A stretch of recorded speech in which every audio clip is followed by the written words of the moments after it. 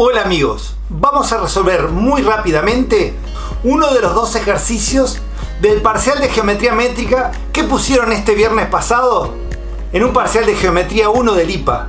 Probablemente después haga otro video con el segundo ejercicio de la propuesta. Vamos a darle ya.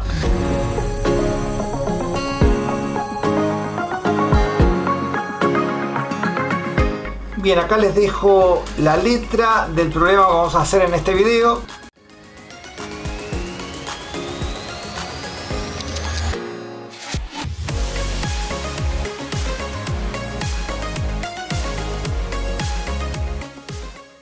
Obviamente ustedes tendrían que hacer la figura con regla y compás. Yo no lo voy a hacer por cuestiones de tiempo, pero si no pueden utilizar GeoGebra porque es un examen o un parcial, bueno, tienen que hacer todo con regla y compás perfecto, porque es la manera de no equivocarse en este tipo de problemas. A diferencia de muchas letras que he visto, en vez de darnos los elementos fijos y después decir quién varía, arranca diciendo que A es un punto variable. ¿Qué tal? En una circunferencia de centro O y radio R. La voy a dibujar, más o menos. Me quedó como una papa, pero no importa. Y acá tenemos el A, el punto variable. Luego dice que D es un punto fijo exterior. Bien, acá voy a aplicar en D en cualquier lado. Después dice que ABCD es un paralelogramo antihorario. Quiere decir que si yo voy a poner B, va a estar de este lado, no de este lado. Porque si estuviera de este lado sería ABCD horario. Y es ABCD antihorario. Así que lo tengo que poner de este lado del B. Pero dice además que el ángulo DAB es 60. O sea, voy a unir A con D. Y acá voy a trazar un ángulo de 60 aproximadamente. Pero ustedes, como dije, lo tienen que hacer perfecto. Quiere decir que el punto B va a estar por acá. Pero cuidadito que antes de ubicar el punto B en cualquier lado, dice que DAB es isósceles. Aclarando. Y dice que DAB es isósceles. Ahora, mucha gente dirá, bueno, ¿cuáles son los lados iguales? ¿El AD con el AB o el AD con el DB? Y es sumamente irrelevante, porque si nos dicen que un triángulo es isósceles, y esto lo tienen que escribir en la demostración, si es isósceles y además tenemos que un ángulo de 60 grados, a ese triángulo isósceles no le queda otra más que ser equilátero. ¿Saben? Entonces es lo mismo, van a tener los tres lados iguales, o sea que la medida de AD la pongo de este lado, la transporta con el compás, yo con mi super compás dactilar la transporto y acá por acá tengo el B. Y voy a unir B con D porque ya dije que ese triángulo además de isósceles es equilátero. Bien, pero no nos olvidemos que decía que era un paralelogramo ABCD antihorario. AB, el C va a estar para este otro lado. Y ahí es donde dicen que si esto es equilátero, obviamente que este otro también va a ser equilátero, que decir que el paralelogramo no es un paralelogramo común y corriente, es un rombo. ¿Se dan cuenta? Les hablan de un triángulo isósceles que en realidad es equilátero. Les hablan de un paralelogramo que en realidad es un rombo. Y todo eso lo tienen que justificar. Bien, así que acá estaría el punto C. Luego de sortear todas estas vicisitudes, lo que nos piden en la parte A es sumamente sencillo. Dice hallar el lugar geométrico del punto B. Construye y justifica. Bien, no sé si voy a hacer la construcción, sí lo voy a justificar. Y dije que es muy sencillo por lo siguiente. Ustedes van a tener que escribir que como el triángulo ABD es equilátero, ya que es un triángulo isósceles con un ángulo de 60 grados, entonces este ángulo también es de 60 grados. Ahora, si además este punto D es fijo y conozco el lugar geométrico de A, que es la circunferencia de centro O radio R, entonces ¿qué pasa? Si D es fijo, si AD es igual a DB y el ángulo ADB es de 60, esas tres condiciones las voy a escribir como ABD es equilátero, como ya mencioné hace un rato, D fijo, AD igual DB y ADB 60, eso por ser el triángulo equilátero. Entonces, estas tres condiciones nos permiten afirmar que existe una rotación de centro D ¿sí? Del centro del fijo, ángulo 60. ¿Qué sentido? Bueno, de A en B voy en sentido antihorario, que aplicada a A da B. Ergo, esa misma rotación de centro D, 60 antihorario, las condiciones para encontrar lugares geométricos por isometrías las encuentran en otro video que ya hice. Entonces, esa rotación de centro D 60 antihorario aplicada a la circunferencia de centro O radio R, que era el lugar geométrico de A, nos da una circunferencia C' de centro O' y radio R, porque es el mismo radio. No se olviden que al aplicar una isometría a una figura no cambia de tamaño, y por ende este es el lugar geométrico de B. Si queremos trazarlo, tenemos que rotar el centro de la circunferencia 60 grados en sentido antihorario. Para eso unimos O con D, tomo acá 60 grados antihorario, y pinchando el compás con centro en D y radio de O, hacemos un arco, y donde ese arco corta al otro lado del ángulo de 60, ahí estaría O'. Luego, pinchando el compás con centro en O' y tomando como radio R, el mismo radio R de la circunferencia original, esa circunferencia tiene que pasar por B, si no está mal trazado el lugar geométrico, y acá estaría la C', el lugar geométrico del punto B. ¿Qué tal? Obviamente, como les dije, ustedes esto lo hacen prolijamente con regla y compás. El pelado lo hace a mano porque ya hace muchos años que trabaja con esto. En la parte B dice que P es la imagen de D en la homotesia de centro B razón 2. Bien, si yo le aplico a D una homotesia de centro B razón 2, la distancia BD se duplica, o sea que el punto P que estamos queriendo trazar se encuentra para este lado, porque la razón es positiva, y a una distancia igual a esta, que en la letra del ejercicio le llamaban A. Esa misma distancia la transportamos y acá estaría el punto P al que hace referencia la parte B, correspondiente de D en una homotesia de centro B razón 2. Y observen que cumple con la definición de homotesia, ya que la distancia de el punto B a la imagen duplica a la distancia del punto B a la preimagen, o sea, BP sobre BD es igual a 2. Y mucha gente podría decir, pero pelado, este lugar geométrico sale por homotesia. Y ahí es donde le errarían, porque el centro de la homotesia, para que el lugar geométrico salga por homotesia, tiene que ser fijo, y da la casualidad que B no es fijo. El que es fijo es D. O sea que si quisiéramos decir una homotesia de centro D para aplicársela a B y me da P, sería una homotesia de razón -1, porque dP sobre dB es igual a -1, porque las medidas son iguales pero están en distinto sentido. Pero si no quieren complicarse con una homotesia, es más sencillo decir que ya que D es fijo y BD es igual a dP, entonces D es punto medio y podemos aplicar las condiciones de la simetría central. D es fijo por hipótesis y D es punto medio de BP, ya que, como vimos recién, la razón de la homotesia era 2. Por ende, todo eso lo tienen que escribir, obviamente. Yo acá estoy omitiendo partes de la demostración por cuestiones de tiempo. Entonces,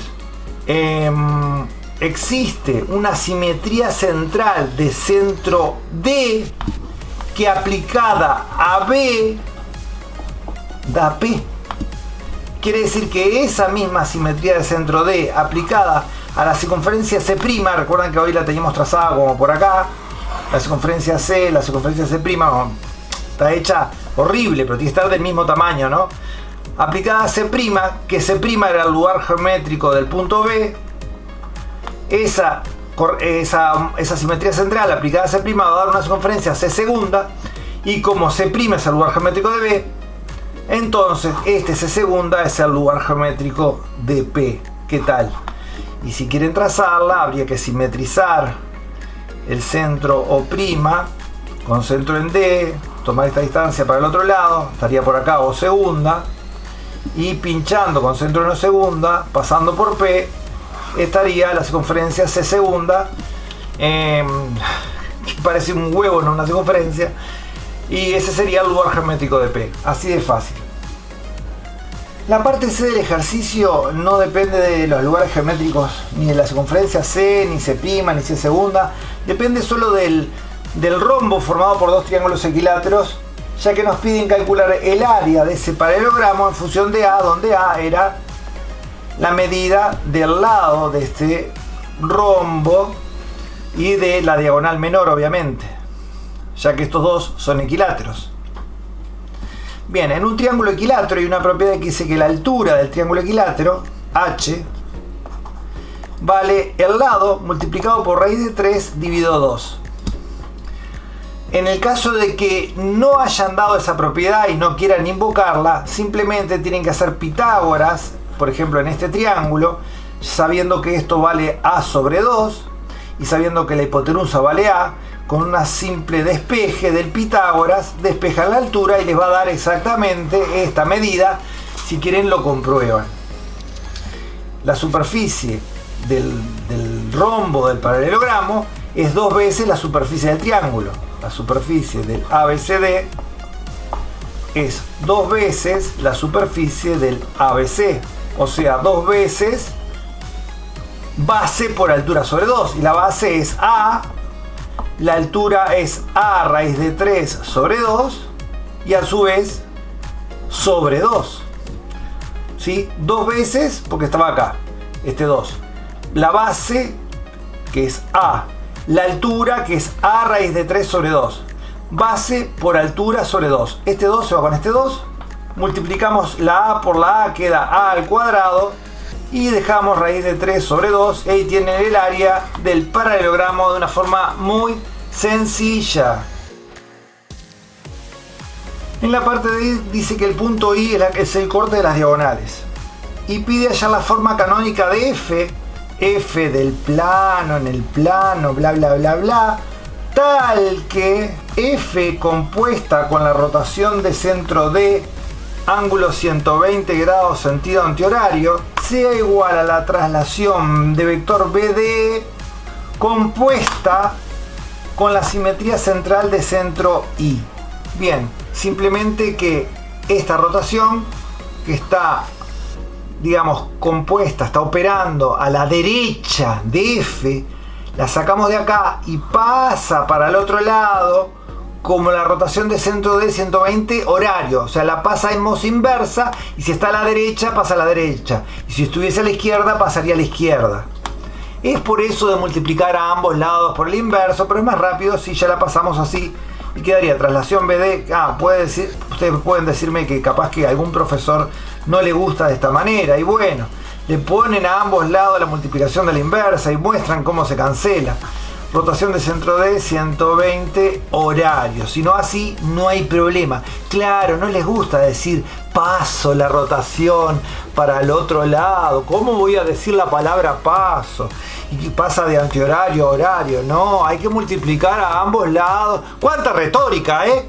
Hay que multiplicar a ambos lados por la inversa y mostrar cómo se cancelan las rotaciones inversas. Yo no lo mostré. Acá tenemos esta composición. La vamos a hacer volando por el método de la composición de isometrías directas. Método muy sencillo que ya tengo explicado en otro video.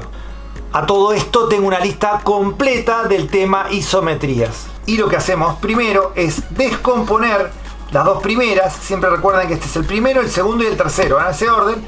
Descomponerlo en simetrías axiales: S1, S2, S3, S4. Y es cierto, hay profesores que no les gusta que pongan numeritos, ¿tá? A ver, por favor, dejen que los estudiantes pongan las cosas como les parezca más conveniente. No sean tan retóricos, no sean tan cerrados, no sean tan...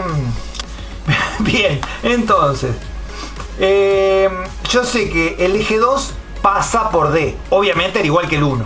Y el eje 3, por venir de una simetría central de centro I, pasa por I. Los que vieron el método del pelado, vieron que a eso yo le llamo una de las condiciones fundamentales: pasar por D, pasar por I, y hacemos la unión lógica proposicional de esas dos afirmaciones. Y es que si tiene que pasar por D y tiene que pasar por I, es la recta DI. O sea que estos dos están en la recta DI.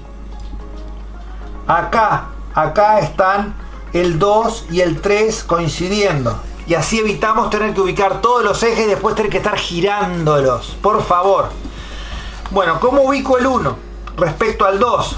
Bien, 1 y 2 se cortan en D, o sea que 1 también pasa por D. Tiene que formar con 2 un ángulo que tiene que ser la mitad de 120, o que obviamente es 60. Y si pasa por D y tiene que formar 60 grados con el 2, va a ser este o este, uno de esos dos. Siempre consideren los dos posibles. Una mentecita abierta, puedo hacer esto o puedo hacer esto. Aprenden a tener la mente abierta, no a cerrarse sobre un preconcepto, ¿tá? Para todo en la vida, ¿eh? Bien, entonces, el eje 1 puede ser este o este, pero de 1 a 2 hay que ir en sentido horario, ¿sí? Y si yo elijo este como 1, de 1 a 2 iría en antihorario, así que este no es el 1, este es el 1. De 1 a 2, horario, 60 grados, con centro en D. El 4 es más fácil de ubicar, 4 y 3 se cortan en I y son perpendiculares, o sea, no tenemos doble opción, hay una sola opción. 4 es la perpendicular a 3 en I. O sea que el 4 es este eje que está acá. Y el 1 y el 4, luego de que estos dos que están en el medio se cancelan formando la identidad, observamos que se cortan en el punto C. Quiere decir que va a ser una rotación de centro C. ¿Y por qué no una simetría central? Y porque no son perpendiculares el 1 y el 4. Es más, sé que si este ángulo es 90 y este es 60, este es 30, y si el ángulo que forman es 30, la rotación es de 60.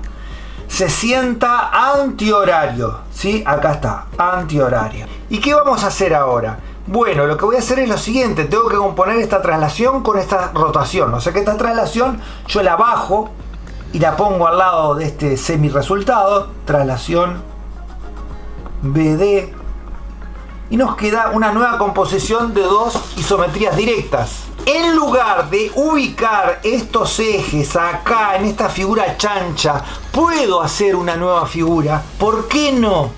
¿Qué les cuesta hacer un rombito más? ¿Qué pasa con un rombito más en la vida? Entonces descomponemos nuevamente, y para que el profesor quede contento, en vez de poner 1, 2, 3, 4, que van a pensar que voy a poner letras y hacer que nos confundamos. No, simplemente voy a poner 5, 6, 7 y 8. ¿Por qué? Porque con esos numeritos sabemos que estoy trabajando con esta figura, no con la figura anterior, y no tengo que estar haciendo ninguna aclaración, figura 1, figura 2. Vamos otra vez a la lógica de la eliminación. ¿Cuál es la condición que cumple el eje 6 por venir de esta rotación? La condición fundamental es que pasa por C. Y la condición fundamental de esta es que tiene que ser perpendicular a BD. Y si hacemos la unión lógica de las dos proposiciones, queda que la recta 6 y 7 tienen que estar en aquella recta que pasa por C y es perpendicular a BD. O sea, acá mismo, sobre AC. Y ahí están el 6 y el 7 coincidiendo. Luego el 5, acá ya formamos la identidad, voy a ubicar el 5 asociado al 6. Yo sé que 5 y 6 se cortan en C y que el ángulo que tienen que formar es 30 grados, ya que tiene que ser la mitad del ángulo de 60. Y tengo dos opciones, o es este que está acá, o es este que está acá. Lo mismo que hoy. Ahora de 5 a 6 tengo que ir en sentido antihorario. Y fíjense en que el que cumple la condición es este. De 5 a 6, la mitad, que es 30 grados, antihorario. Si elegí el 5 acá, estaba mal. Muchos pueden decir, pero pelado, si elegís el 5 acá, también puedes ir antihorario. Ojo, pero este ángulo no es la mitad. Recuerden que el ángulo que tenían que formar 5 y 6 tenía que ser 30 grados y este es de 120. Así que no.